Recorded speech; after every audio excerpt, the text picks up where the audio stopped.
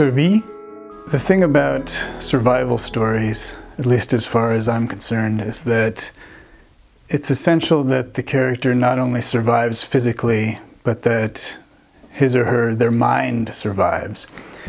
A common thread running through stories of polar exploration and extreme adversity is that in order to survive, innovations are created to keep the spirit alive, the mind, because just surviving physically is never enough. So in my story, Sven, with the help of his friends, has to nurture his mind in order to survive. That's key, because if the mind falls, if the spirit falls, the body certainly can't withstand it. Amitié. Clearly, friends are vital for Sven and for any character in such a circumstance. But in this case, they're also essential to Sven's development as a human being. Without them in his life, he never would reach a fully rounded state, a complete human being.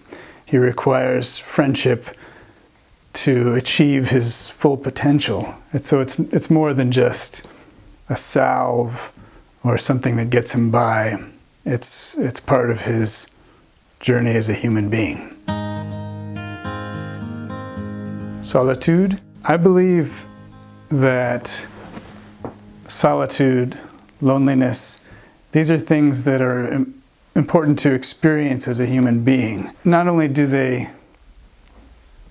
make a change on a person or on a character in this case, and Sven certainly changes in the face of extreme solitude in that he begins to experience time, as I say, geologically. He says he becomes a stone. I think it's important for everyone to experience a little bit of loneliness, however that may be. It could be in a city. I think that it not only lengthens someone's attention span, but gives them time to see themselves more clearly.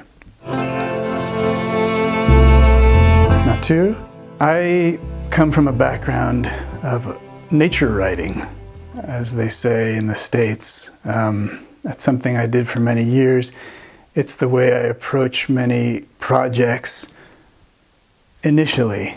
It's key for me to go to the place I'm writing about, if I can, and take 1,000 photographs and 1,000 pages of notes and that will allow me to bring it to life in a way I never could otherwise. So nature plays an inarticulatable role in this book. It's as much as a character in and of itself.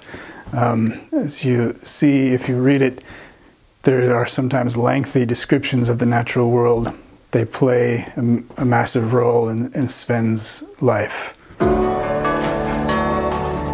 Écriture. I think that at first glance, Sven might seem an unlikely memoirist.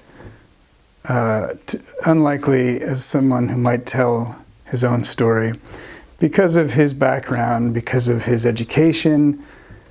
But in fact, it makes sense to me, at least as the author, I hope it makes sense to you, that Sven, being a deeply self-observant person, well, not only of the self, but of people and their flaws and foibles, not only his own, is in some ways the ideal memoirist, the ideal writer, because he's perpetually taking mental notes about the world around him.